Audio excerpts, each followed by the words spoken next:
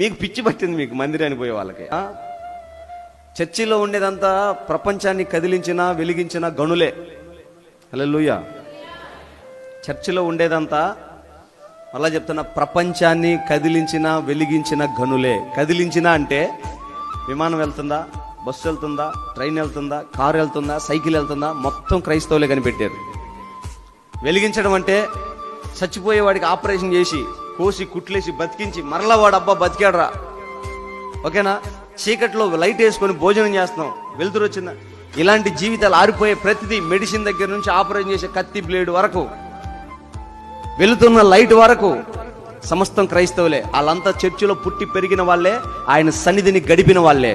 బజార్లో తిరిగినాడు గాలికి పుట్టి గాలికి పెరిగి గాలికి పోతాడు. దేవుడు అంటే విలువ లేనోడు, దేవుడు అంటే లెక్క లేనోడు తృణీకరించబడతాడు కదా. నా మాటలు కదా, దేవుని మాటలు కాదు, ఆత్మ విషయంలో బయటకు వస్తుంది. హల్లెలూయా.